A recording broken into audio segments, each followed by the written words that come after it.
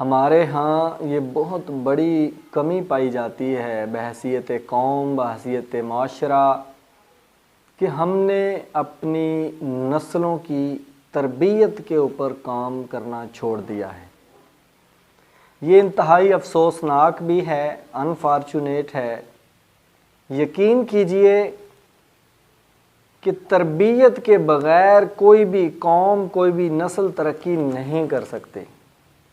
लेकिन ये बदकिस्मती है हमारी कि हमारे यहाँ वो इंस्टीट्यूशंस जितने भी हैं, वो मदारस हैं, वो स्कूल्स हैं, यूनिवर्सिटीज़ हैं या घर है, कहीं पर भी हमें तरबियत के ऊपर काम होता हुआ नज़र नहीं आ रहा।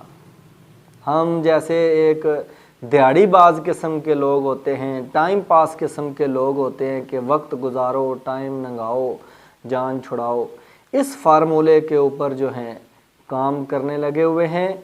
और जो हमारी तरजीहात हैं ज़िंदगी में, कभी उनकी अगर हम लिस्ट बनाकर देखें तो फिर हमें अंदाज़ा होगा कि बहुत बड़ी तादाद में ऐसी चीज़ें हमारी तरजीहात में शामिल हैं, हमारी लिस्टों में शामिल हैं, जो कि बिल्कुल उनका फ़ायदा ही नहीं है।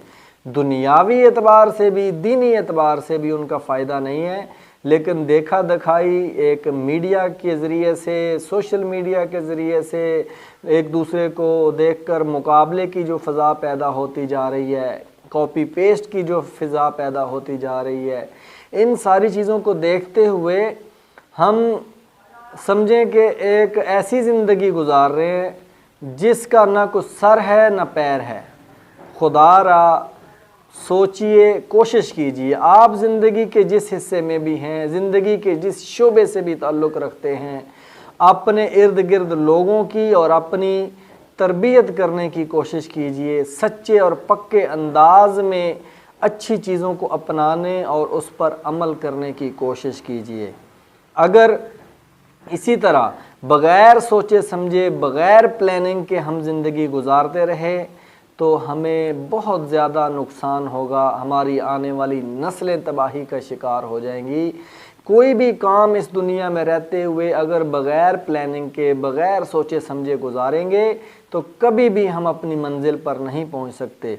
लेकिन हमारे यहाँ तो बहुत बड़ी तादाद में ऐसी जनरेशन मौजूद है, लोग मौजूद हैं कि जिनको तो शायद अपनी मंजिल का ही नहीं पता, मंजिल का तो ये नहीं किया हुआ।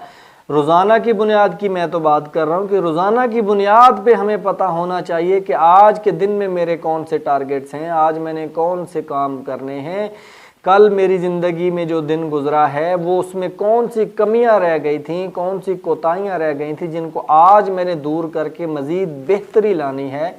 अगर रोज़ाना की बुनियाद पे कॉन्शियस हो के हम काम करेंगे फिर तो बहुत तेज़ी से, बहुत आसानी से हम जो है इस दुनिया को जन्नत बना सकते हैं, अपने इर्द गिर्द के माहौल को जन्नत बना सकते हैं।